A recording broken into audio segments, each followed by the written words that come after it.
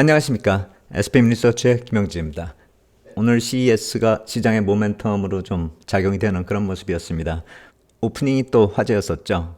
엔비디아 젠슨왕 CEO가 얘기했었던, 보여줬었던 그 내용들을 정리해보면 로봇, 자율주행, 그리고 대중화, 이게 중요한 것이 아닌가, 이 포인트들을 우리가 좀 주목할 필요가 있지 않을까 이렇게 생각이 됩니다.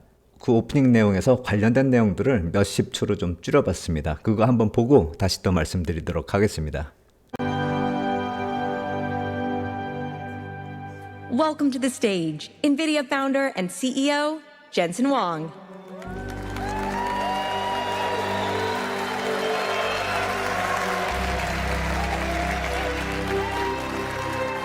Welcome to CES!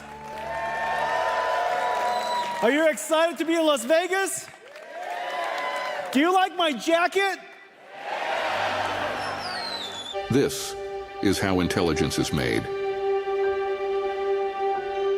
A new kind of factory, ordinary world, where endless possibilities are born.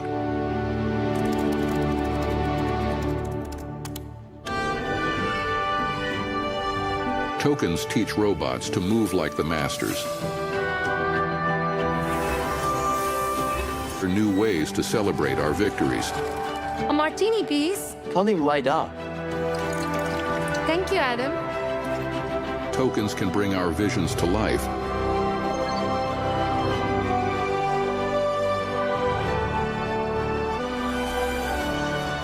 One small step at a time.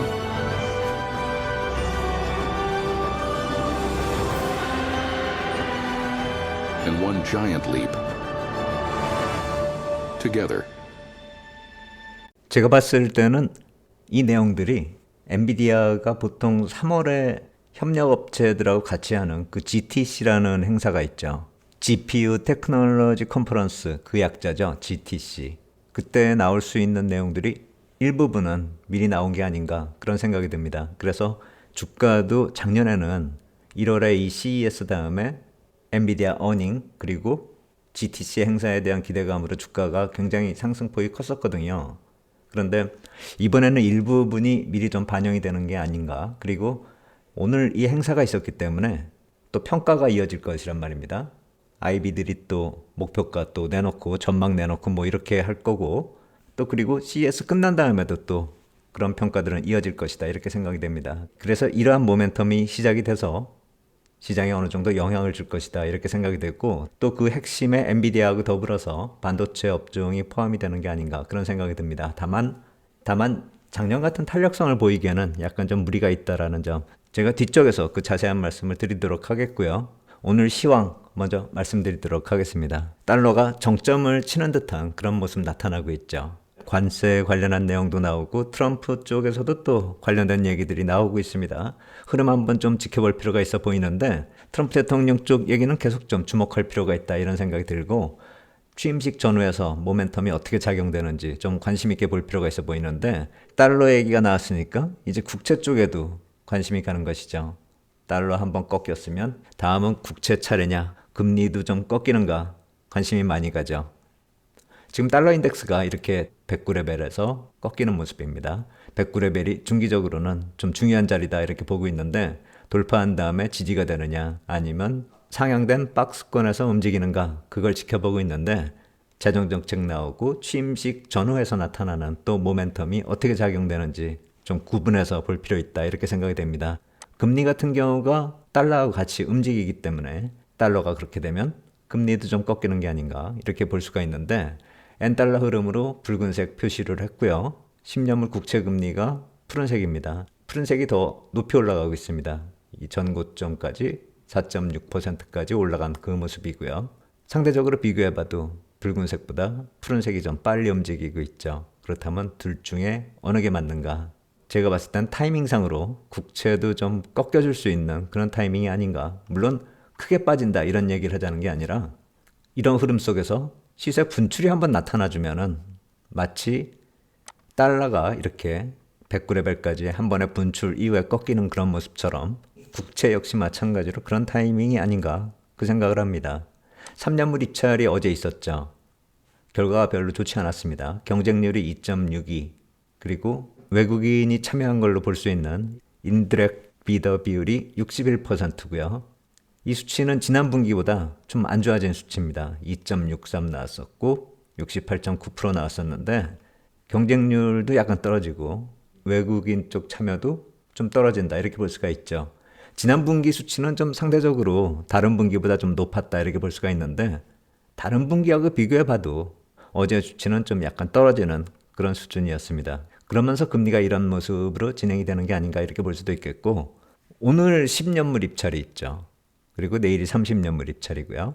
그렇다면 타이밍상으로 슈팅이 나타날 수 있는 듯한 그런 모습이잖아요. 그렇다면 오늘 상승하는 모습은 그 폭이 얼마나 됐든 간에 달러처럼 단기 정점으로 들어갈 수 있는 게 아닌가, 그 가능성을 보고 있습니다. 하지만 이 역시 마찬가지로 추세적으로 좀 높아지고 있는 그런 모습이고 5%를 넘어간다 이렇게 보기도 힘들기 때문에 이 역시 마찬가지로 상향된 박스권 정도, 그렇게 보는 게 맞지 않을까 이렇게 생각이 됩니다. 시황은 이 정도로 정리하면 될 것 같고, 어제 흐름에서 좀 주목할 만한 게 달러였다면 오늘 내일은 금리를 좀 주목할 필요가 있다 이런 생각이 듭니다. CES에서 나타났었던 모습, 거기서 이제 반도체하고 시장의 모멘텀이 될 수 있는지 그거 한번 좀 살펴보도록 하겠습니다. 반도체 ETF 같은 경우가 시세를 내기 시작하는 것은 지난주부터였습니다. 지난주 후반부터 CES 쪽 얘기 나오고 엔비디아 쪽도 분석 자료 나오고 했었죠. 지난해 말에 조정을 보일 때도 상대적으로 AI 관련된 종목들이 강하다라는 그런 분석 자료들이 계속 나오고 있었습니다. 상대적인 강세에 대해서는 계속 거론이 되었었는데 FOMC 회의 이후로 시장은 계속 조정 분위기였고 지금도 조정 분위기다 이렇게 보고 있는데, 이것이 과연 이제 모멘텀으로 강하게 작용이 될 수 있는지 분위기는 지난해 말부터 조금씩 만들어가고 있었다 이렇게 봐야 될 테고요.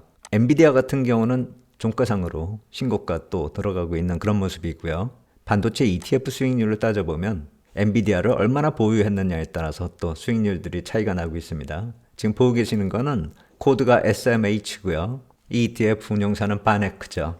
고점 대비 7.5% 빠져 있는 것이고요.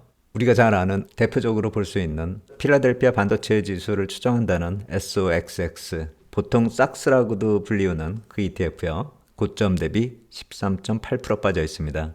상대적으로 좀 약한데 ETF 안에 어떤 종목들이 포함되어 있는지 한번 살펴보겠습니다. SMH가 이런 식입니다. 엔비디아가 거의 20%고 TSMC가 13%, 브로드컴이 10%, 뭐 이 정도가 상위 종목이고요. 삭스 같은 경우는 브로드컴이 11%, 엔비디아가 7%, AMD가 7%, 뭐 이런 식입니다. 엔비디아 비중이 좀 많이 차이가 나죠. 물론 브로드컴 같은 경우도 지난해 하반기에 좀 주가가 좋았는데 최근에는 좀 상대적으로 약한 모습 보이고 있죠. 그래서 삭스 ETF가 상대적으로 좀 수익률이 약간 좀 떨어지는 모습이 아닌가 이렇게 생각이 됩니다. 그리고 제가 개인적으로 지난해에도 좀 관심을 가지고 지켜봤었던 USD, 이건 레버리지 종목이죠. 반도체 업종을 2배로 추정하는 그 ETF죠.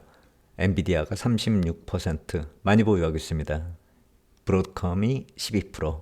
그러니까 보통 엔비디아하고 브로드컴 같은 경우가 대부분 ETF의 비중이 높은 그런 상태다 이렇게 보시면 되겠고요. 올해 시장이 급등락이 좀 나타날 수 있다라고 보고 있기 때문에 2배 정도도 약간 좀 부담이 아닐까 좀 개인적으로 그렇게 생각이 되고요. 그래서 SMH나 삭스 쪽에 좀 관심을 가지고 있고요.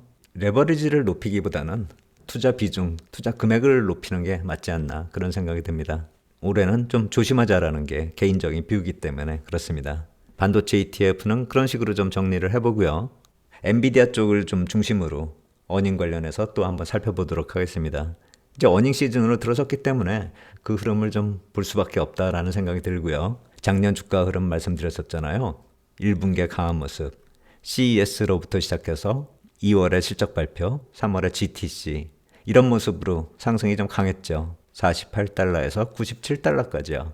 이번에도 이제 그러한 모습이 시작되느냐, 그래서 시장에서 관심이 좀 많아지고 있다 이렇게 볼 수가 있는데, 제가 봤을 때는 이런 100% 수익률이 여기서 나오기는 좀 힘들지 않을까 그런 생각이 들고, 그런 이유 중에서는 아까 말씀드렸듯이 CES 행사에서 키노트로 나왔었던 이 모습들요. 이것이 GTC 내용이 좀 일부 나왔기 때문에 3월에 나타날 수 있는 이런 기대감은 좀 반감이 되는 게 아닌가. 오히려 그러한 것들이 지금 CES 행사에 나타나면서 또 이어지는 분석 자료에서 또 먼저 반영이 되는 게 아닌가. 그래서 이렇게 주가가 강하게 나타나는 것은 힘들지 않을까 이런 생각이 들고, 그런데 이렇게 보면은 진행하는 모습도 그렇고 분위기도 그렇고요. 테슬라가 이 사이버캡 공개할 때 그 행사 있었죠. 위로봇이라고 불렸었던 그 행사요. 그것하고 아주 비슷한 게 아닌가. 자동차들 이렇게 왔다 갔다 하는 이 자율주행 모습 보이고, 그리고 칵테일을 만드는 이 로봇이요. 이 모습도 비슷하지 않았나 이런 생각이 듭니다. 그런데 이러한 모습들이 GTC 행사에서 예전부터 보여줬었던 그 모습들이거든요. 이 얼굴은 GTC에도 나오고 이번 행사에서도 나왔죠. 그래서 좀 선반영되는 부분도 있지 않나 그렇게 생각이 되고요. 어닝 쪽 한번 보겠습니다. 이거는 지난 분기 어닝 나올 때 나왔었던 자료입니다. 나스닥이라고 실적 집계하는 그런 사이트가 있죠. 작년 4분기 때 실적이 주당 0.7 정도로 예상이 되었었는데 실적 발표에 근접할수록 더 올라가면서 0.75까지 올라갔었죠. 발표 직전에요. 그리고 실제로는 0.81이 나왔고요. 그런데 그 0.81이라는 숫자가 그 당시에 올해 1분기 예상 EPS를 뛰어넘는 그 수치였거든요. 올해 1분기를 넘어버렸어요, 이미. 그러다 보니까 제가 봤을 때는 이 1분기 실적이 이 0.81보다 훨씬 더 많이 올라가야지만 주가가 지난 실적 발표 이후로 상승할 수 있지 않을까 그런 생각을 가지고 있었거든요. 그런데 최근에 집계되는 거 보면 0.81보다 좀 더 높게 예상이 되고 있는 그런 모습들이 나타나고 있는데, 지금 자료들을 살펴보니까 업데이트하는 그런 모습들이 나타나고 있기 때문에 좀 며칠 지난 다음에 찾아보면 좀 더 정확한 자료가 나오지 않을까 이렇게 생각이 되고요. 그래서 지난 분기 어닝 때 그때 예상했었던 그 수치가 0.7에서 0.75로 상향이 되고 올해 1분기가 0.76 그리고 0.84, 0.93 이런 식으로 진행되는, 그렇게 진행되는 것이 시장의 컨센이었는데, 이 0.81이 된 다음에 최근에 나온 수치 보면 이 0.84가 이쪽으로 올라오면서 조금씩 상향되는 그런 모습이 나타나고 있었습니다. 그래서 오늘 이후에 이 컨센을 보면서 주가 흐름 좀 살펴봐야 될 것 같습니다. 실적 발표 나올 때 단순히 이 수치보다 높아서 어닝 서프라이즈다, 그래서 주가가 올라가야 된다, 그거보다는 어닝 서프라이즈가 이거보다 얼마나 더 높아지느냐, 그게 엔비디아 주가에는 많이 작용한다 이렇게 봐야 될 것입니다. 과거 어닝들을 보면 예상했었던 것보다 2023년 같은 경우는 예상치보다 실제가 두 자릿수가 넘는 그런 서프라이즈가 나왔었습니다. 그러니까 0.3이 예상됐었는데 0.38이 나오면은 26%가 더 많이 나온 거잖아요. 그런데 비슷한 수치인데 0.51 예상했다가 0.58 나오면 0.07이 더 올라간 건데, 그건 비율이 많이 낮아지죠. 13.73%가 되는 것이고요. 그래서 이익이 점점 높아지면은 같은 수치가 증가해도 이 서프라이즈 비율은 계속 낮아질 수밖에 없는 것이고요. 그렇기 때문에 주가 탄력이 향후에 계속 유지되기가 힘들지 않을까 그렇게 생각하는 이유 중에 가장 큰 이유가 이거다 이렇게 말씀을 드리고 있는 것입니다. 예상했었던 어닝보다 높게 나온다 해서 어닝 서프라이즈라고 표현이 되기는 되는데, 그게 또 주가에 미치는 영향은 또 별개다 이렇게 봐야 되는 것이죠. 그 가능성이 그렇게 높아 보이지가 않습니다. 그 이유도 말씀드릴게요. 팩트셋 집계로 보면은 올해 역시 IT가 어닝의 핵심입니다. 위에가 이익 증가율이고요. 아래가 매출 증가율인데, 두 항목 모두 다 IT가 가장 모멘텀이 강하고요. 그리고 매그7 쪽 한번 볼게요. 이 푸른색 막대기가 매그7의 이익 성장률입니다. 작년에 33% 정도 기록했었는데 그게 올해는 21%대로 줄어든다는 것이고요. 이 매그7 빼고 S&P 500에서 이 매그7을 빼면은 493개 종목이 남을 거잖아요. 그 이익 성장률이 작년에는 4%였는데 올해는 13%로 상대적으로 나머지 493개 종목이 이익 성장률은 더 높아진다라는 것이죠. 그런데 매그7이 여태까지 고성장을 기록했음에도 불구하고 앞으로도 이익 성장률 측면에서 나머지 종목들보다는 높기 때문에 이쪽이 주도할 가능성은 높긴 높은데, 성장률이 이렇게 낮아지면은 주가는 좀 탄력이 떨어질 수밖에 없겠죠. 그렇기 때문에 제가 탄력성은 좀 약화될 수 있고, 만약에 미스가 나거나 하면은 시장이 충격을 먹을 수 있기 때문에 급등락은 또 반복이 될 수 있는 것이고, 올해에는 약간 좀 보수적으로 시장을 보자 이 말씀을 드리고 있는 것입니다.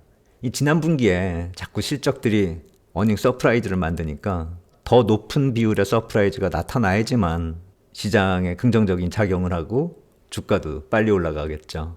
그래서 실적이 좋았었던 경우가 더 부담이 된다 이렇게 봐야 되는 것이고요. 시장에 변화가 나타나고 있다는 것은 조정 분위기 속에서 반도체 업종이 또 주도 업종 같이 움직이고 있기 때문인데 이렇게 올해도 좀 실적이 괜찮다면 물론 성장률은 떨어지지만 괜찮은 상태가 유지된다면 어느 정도의 상승은 가능하다 이렇게 볼 수가 있겠는데 그리고 엔비디아 쪽으로 포커스를 맞추면은 작년처럼 1월에 CES 이후에 2월에 어닝 그리고 3월에 GTS 그렇게 이어지는 일정상의 기대감 그건 역시 마찬가지로 3월 쪽이 미리 좀 반영되는 그런 측면이 있을 것 같다라는 생각이 들어서 그 탄력 역시 마찬가지로 예전보다 특히 작년 1분기보다는 탄력이 많이 약화될 수 있다는 점도 우리가 좀 감안해서 시장을 봐야 될 것 같다라는 생각이 듭니다. 전체적으로 시황을 놓고 봤을 때 지난 주말부터 변화의 모멘텀이 나타났는데 그걸 올해의 시황으로 확대 해석한다기보다는 단기적으로 1, 2월 정도의 흐름으로 보는 게 맞을 것 같고 올해 같은 경우는 장기 전망보다는 올해 같은 경우는 장기 전망보다 예측할 수 있는 일정 그러니까 한두 달 정도 단위로 시장을 보는 것이 맞지 않을까 그런 생각이 듭니다. 오늘 시황은 여기까지 하도록 하겠고요. 목요일에 30년물 국채 입찰까지 다 발행된 다음에 다시 또 말씀드리도록 하겠습니다. 오늘 여기까지 하도록 하겠습니다. 감사합니다.